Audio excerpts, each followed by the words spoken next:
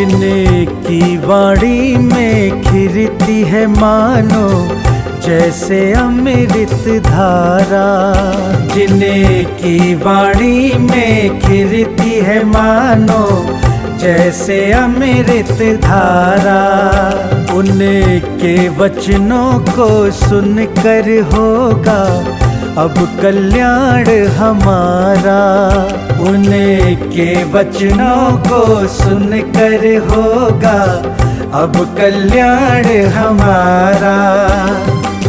शिरोमणि शिष्या के स्वर्ण से शब्दों ने जग तारा, ऐसी पूर्णमती माता को शत शत नमन हमारा, शत शत नमन हमारा।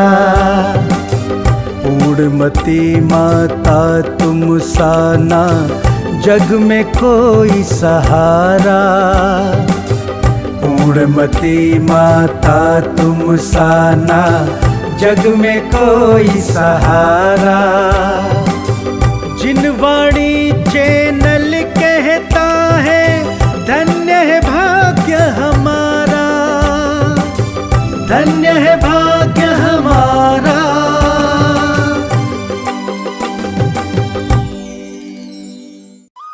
इस कार्यक्रम के पुण्यार्जक हैं आयोजक एवं निवेदक ज्ञान विद्या चातुर्मास समिति 2023, सकल दिगंबर जैन समाज Ahmedabad, Kataria automobiles private limited Ahmedabad.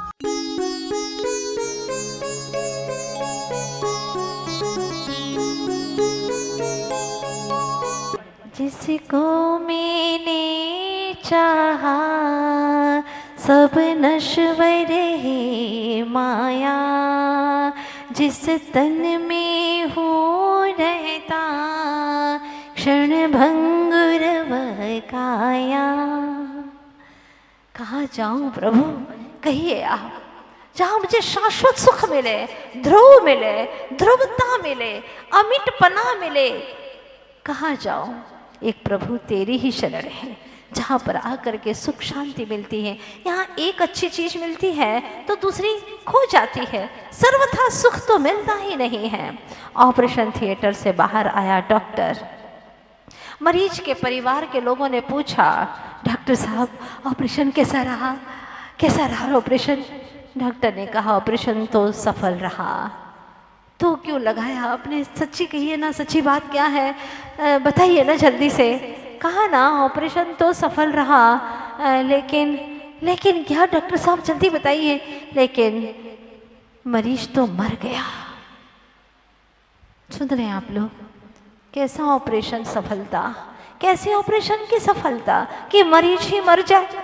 ऐसी ही हमारी जिंदगी है, संपत्ति मिल गई, शांति खो गई, शांति चली गई, प्रतिष्ठा मिल गई, प्रसन्नता खो गई, सफलता मिल गई लेकिन स्वस्थता खत्म हो रही है, सत्ता मिल गई लेकिन स्वजन, अपने परिजन वो खो चुके हैं, बहुत दूर दूर हो चुके हैं। धन तो मिल गया लेकिन धर्म बहुत दूर हो गया, कीर्ति तो मिल गई लेकिन जो कारुण्य भाव था वो नदारद हो गया है। कैसी जिंदगी है यहाँ, एक तुच्छ मिटने वाली वस्तु को प्राप्त करने के पीछे अमिट संपत्ति और निधि को हम खोते चले जा रहे हैं। आचार्य भगवान कहते हैं कि तुझे प्रसिद्धि तो मिल गई लेकिन सिद्धि की निधि तो तेरी खो चुकी है। अनंत काल बीत गया चेतन, इसीलिए यहाँ पर सिद्धों को प्रणाम करते हुए कुंद कुंद स्वामी ने हमें जागृत किया है, अपनी सुषुप्त चेतना को जागृत किया है, समझाया है कि तुम्हारी जिंदगी में भी बहुत सारी परेशानियां आएगी, लेकिन तुम इन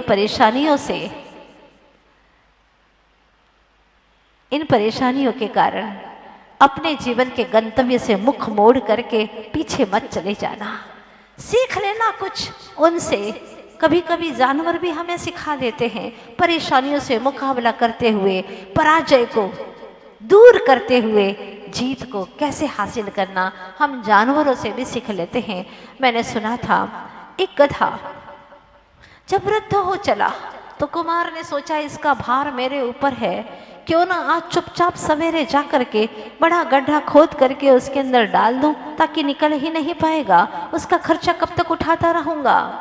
लोग तो कहते हैं गधा है गधा, है ना। आचार्य भगवान ने जब मूक माटी महाकाव्य लिखा तो उसमें गधे का बड़ा अच्छा प्रसंग दिया है। जब माटी खोद करके कुम्हार गधे की पीठ पर उसको लाद करके ले जाता है, अरे लोग तो यूं ही समझते गधा होगा, लेकिन गधे ने इतनी अच्छी सीख दी है, इतनी अच्छी शिक्षा दी है कि एक इंसान भी क्या दे पाएगा। लोग कहते हैं गधा है, मतलब ग यानी गलत और धा यानी धारणा है जिसकी, ये सोच बना करके उसको गधा कह देते हैं। गधा है मतलब गलत धारणा है उसकी। लेकिन हमारे गुरुवर आचार्य श्री विद्यासागर जी महाराज गधा की भी बहुत अच्छी परिभाषा देते हैं। गधा, गद यानी रोग का हारक है वह गधा। वैसे भी इंग्लिश में DH से ही तो बनता है ध, है ना, द ह इसी से बनता है ध। बस इसी तरह से आचार्य जी ने कहा गधा अर्थात रोगों का हारक है यह। गधा, ग यानी गंभीर और धा यानी धार्मिक है, वृत्ति जिसकी, उसको कहा है गधा। आपकी तालियां कह रही हैं कि अब से अगर हमको किसी ने गधा कहा तो हम बिल्कुल भी नाराज नहीं होने वाले, क्योंकि गधे के नाम पर तालियां बजाना मतलब ये स्पष्ट कर रहा है कि अब, और क्यों नाराज होना, क्यों नाराज हो, क्योंकि 5 ही जाति होती हैं। 1 इंद्रिय जाति, 2 इंद्रिय जाति, 3 इंद्रिय जाति, 4 इंद्रिय जाति और पंचेंद्रिय जाति। 5 ही जाति हैं हमारे जैन आगम में। कर्म सिद्धांत में, कर्म सिद्धांत में सिर्फ 5 ही जाति हैं। ये तो हमने भेद भिन्नता कर ली है, बाकी कर्म सिद्धांत की अपेक्षा 5 जाति है। अब पंचेंद्रिय जाति है। कोई तुम्हारे जाति भाई का नाम ले और तुम्हें बोले तो तुम्हें बुरा लगेगा क्या? बोलिए ना, नहीं लगेगा ना? बोलो एक बार प्रेम से बोलो, नहीं लगेगा ना? बिल्कुल नहीं लगेगा। तो जब अगर किसी ने आपको कह दिया गधा है तू, तो अपने को गुस्सा करने की कोई ज़रूरत नहीं है, क्योंकि गधा भी पंचेंद्रिय है और मैं भी पंचेंद्रिय हूँ, वो मेरा जाति भाई है।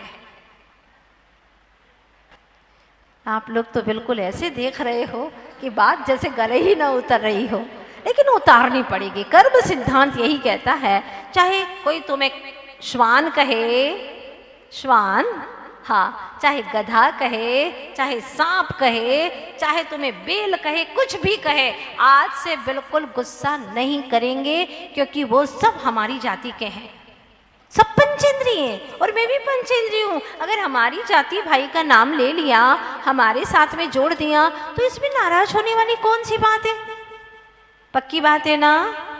जब तक अनजान थे तब तक गुस्सा हो जाते थे, लेकिन आज से बिल्कुल गुस्सा नहीं करने का। बात चल रही है एक जानवर भी हमें शिक्षा दे सकता है। तो उस व्यक्ति ने, कुमार ने सोचा कि आज गड्ढा खोद करके और उसको डाल दूंगा ताकि इसका भार खत्म हो जाएगा। वो भी गधा था आखिर, है ना, मैंने पहले ही बता दिया था। गंभीर, धार्मिक, वो गधा था आखिर, जानवर था। जान यानी ज्ञान में, वर यानी उत्कृष्ट होता है, उसको कहते हैं जानवर। इंसानों, जानवर से सीखो जरा, कितनी वफादारी, कितना उनके पास में धैर्य होता है और परेशानियों से किस तरह से वे मुकाबला करके जीत हासिल कर लेते हैं। आखिर क्या हुआ?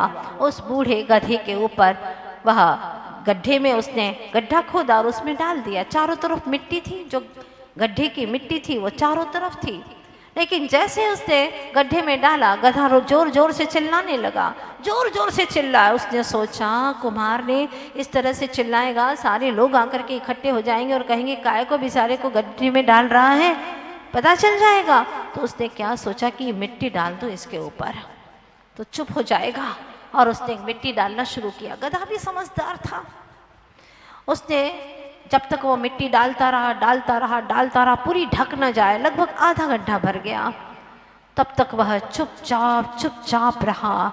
अब सोचा कुम्हार ने कि अब तो ये मर गया है, अब ये चुप हो गया है। और जैसे ही वह जाने लगा तो जोर से वह चिल्लाने लगा और उठ खड़ा हुआ, अपने पैरों से उस मिट्टी को रोंदने लगा, और रोंते वह ऊपर आने लगा जैसे कि डांस कर रहा हो। अब कुमार ने सोचा है तो फिर ऊपर आ गया, फिर चिल्ला रहा है, अब क्या करूं, इसके ऊपर और मिट्टी डालता हूं, कब तक, इस बार ज्यादा मिट्टी डालूंगा। और फिर मिट्टी डालता गया, मिट्टी डालता गया, मिट्टी डालता गया। गधा चुपचाप रहा कि डालने दो बेटे को, डालने दो, अच्छा मेरे लिए तो अच्छा ही सुखद ही है। और मिट्टी डालता रहा। सोचा उसने कि अब तो बेचारा चुप ही हो गया है, अब क्या उठेगा ये। और जैसे ही वह जाने लगा और फिर से खड़ा हुआ और डांस करने लगा, बड़ा अच्छे से मजे से चिल्लाने लगा। उसने सोचा कि ये तो मुझे मरवाएगा, सारे लोग मेरे बारे में गलत सोच बनाएंगे कि अपने जो कमाई का साधन था बेचारा बुढ़ा हुआ तो उसने गड्ढे में डाल दिया, सब लोग मेरा नाम बदनाम करेंगे। उसने सोचा और फिर से गड्ढे में उसको, जहाँ पड़ा हुआ था गड्ढे के अंदर, वहाँ से फिर से मिट्टी डालना शुरू कर दिया। अब मिट्टी डालते डालते वह भी थक चुका था और लगभग गड्ढा भरने को ही था और वह घर जाने को था। फिर से वह खड़ा होता है और ऐसा अच्छे से डांस करता है, नृत्य करता है, खड़ा होता है। और अब की बार तो वह इतना गड्ढा भर गया था कि आसानी से वह बाहर आ सके। और कहते हैं कि वह गधा वहाँ से भाग गया, अब उसके हाथ नहीं आया। उसे मालूम पड़ गया था कि मुझे मारना चाहता है। आप लोगों को बात समझ में आ गई होगी कि परेशानियां जब भी जिंदगी में आए उसे पैरों तले रोंद देना, आगे बढ़ जाना, गधे से कुछ तो सीख लेना। अगर सीखना चाहते हो तो जानवर भी सिखा देगा, और नहीं सीखना चाहते हो तो जानवर के पास में भी आकर के भी कुछ न सीख पाओगे। ये बात तय है। हमें जिन शासन मिला है और कुंद कुंद स्वामी कहते हैं वंदन करो करो, मैं भी करता हूँ, किसको, सब वसित थे उनको वंदन करो जिनको वंदन करने के बाद में और कोई शेष ही नहीं बचता, जिनको वंदन करने से बंधन ही मिट जाता है, ऐसे सब वसित थे, सभी सिद्धों को नमन करो। कैसे हैं वे ध्रुव हैं, वे कभी संसार में अब आने वाले नहीं हैं। एक बार दुखों से मुक्त हो गए, एक बार दूध का घी बन गया, अब पुनः घी का दूध बनने वाला नहीं है। ऐसे सभी सिद्धों को प्रणाम करो जो ध्रुव हैं, शाश्वत है, अमल यानी निर्मल है, 3 प्रकार के मल से मुक्त हो चुके हैं। ऐसे सिद्ध भगवान कैसे हैं, और अनुपमम गतिम पत्ते, अनुपम गति को प्राप्त हो गए हैं। चारों गतियां में तो उपमा है। जैसे व्यक्ति अगर लड़ता है तो आप लोग क्या बोलते हैं, क्या नारकियों जैसे लड़ रहे हो, हाँ अच्छी बात नहीं है, ऐसे ये शोभास्पद नहीं है, ऐसे नारकियों जैसे मत लड़ो। छल कपट करते हैं, भोजन गड़बड़ करते हैं, खड़े खड़े कुछ भी कर रहे हैं, चलते फिरते करे, क्या पशुओं जैसे चल रहे हो, ऐसा ही बोलते हैं ना कि पशुओं जैसे चल रहे हो, दिन में भी खाते हो, रात में भी खाते हो, ये क्या है, जब मिले तब खाते हो, दिन का बना रात में भी खाते हो, रात का बना दिन में भी खाते हो, जो मिले जो सब कुछ खाते हो, भक्ष्य भी खाते हो, अभक्ष्य भी खाते हो, क्या तरीका है, पशुओं जैसा जीवन क्यों व्यतीत कर रहे हो। इसकी भी उपमा दी जाती है, पशु गति की भी। सद्व्यवहार वाला है, बहुत अच्छा सज्जन है, वह सज्जन है, अच्छा मानव है, और अच्छा उसका जीवन है तो कहते हैं बिल्कुल क्या कहें, वो तो बिल्कुल देवता आदमी है, देवता आदमी। चारों गतियों की उपमा दी जाती है, लेकिन कोई ये नहीं कहता कि ये सिद्धों जैसा है, आज तक नहीं कहा, क्योंकि वह अनुपम गति है, उसकी उपमा किसी को भी नहीं दी जा सकती। हाँ, जब किसी के यहाँ पर बच्चा जन्म लेता है, महिलाएं जाती हैं, देखती हैं इसका चेहरा किसके जैसा है, ये तो अपने पापा पे गया है, ये अपनी माँ पे गया है, अपनी दादी पे गया है ना, अभी किसी के ऊपर गया ही नहीं है। आप देख देख करके बोलते रहते, कभी ये नहीं निकलता अभी तो बच्चा इतना पवित्र है, तुम्हारे जैसा छल कपट जानता नहीं है, कुछ नहीं जानता, बेईमानी नहीं जानता, कह सकते थे ये तो प्रभु जैसा है, परमात्मा जैसा है, लेकिन ये भाव आता ही नहीं। क्योंकि परमात्मा की तरफ तो हमारा उपयोग जाता ही नहीं, हमारा उपयोग जाता है चारों गति की ओर। बस इसीलिए कहते हैं कि ये इसके जैसा है। चारों गतियों में उपमाएं हैं, लेकिन पंचम गति सिद्ध गति में कोई भी उपमा नहीं है, अनुपम है। अनुपमम गतिम पत्ते, अनुपम है सिद्धि स्वात्मोपलब्धि, अनुपमम है यह। ऐसे समय सार ग्रंथराज को मैं कहूँगा, प्रणाम करके, किसको प्रणाम करके? सभी सिद्धों को प्रणाम करके, जो ध्रुव है, निर्मल है, अनुपम गति को प्राप्त हैं, उन्हें प्रणाम करके मैं कहूँगा। क्या बात कहते हैं, बहुत अच्छी बात कहते हैं। वो छामी कहूँगा, लेकिन क्या कहूँगा? सारभूत बात कहूँगा। समय पाहुणम, समय का सार कहूँगा, समय प्राभृत को कहूँगा, सार की बातें कहूँगा। इसका मतलब क्या है? सोचिएगा, तुम दिन भर में असार बातें कितनी करते हो? प्रश्न है आपके लिए। आज तक तुमने अपने इस जीवन में अप्रयोजनभूत बातें कितनी की हैं? अनावश्यक बड़बड़ करते रहते हैं, जिसका कोई मतलब नहीं है, सारभूत नहीं है। फिर कहते हो माता जी हमारा तो कोई मानता ही नहीं है। कैसे मानेंगे? तुम प्रभु की मानोगे तो तुम्हारी भी लोग बात मानेंगे, है ना? तुम तो प्रभु की मानते नहीं, तुम गुरु की मानते नहीं हो और अपनी बात मनवाते रहते हो, तो नहीं मान सकते। बहुत गहरी बात कही है। वो छामी कहूँगा, समय पाहुडम, इस समय प्रावृत को कहूँगा। इनमो, यह जो ग्रंथ है, शुद्ध केवली भणिदम, मैं अपने मन से नहीं कहूँगा।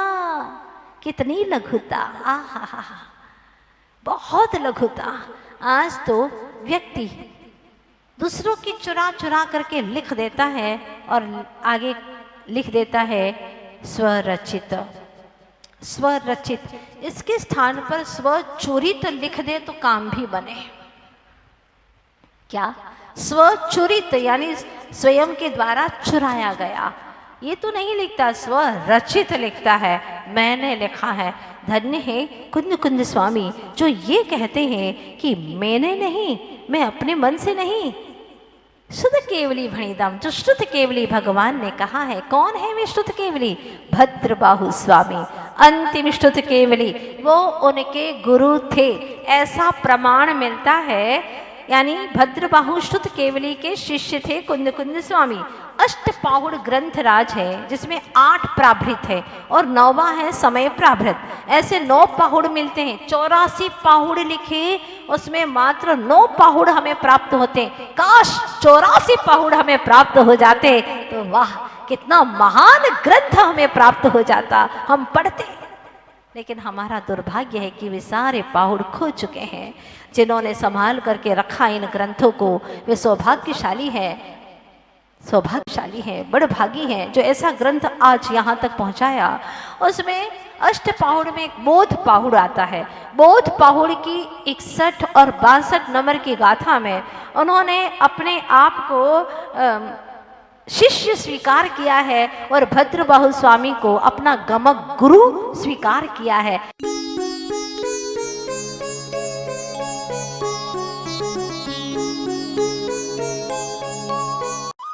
इस कार्यक्रम के पुण्यार्जक थे आयोजक एवं निवेदक ज्ञान विद्या चातुर्मास समिति 2023 सकल दिगंबर जैन समाज Ahmedabad, Kataria automobiles private limited Ahmedabad.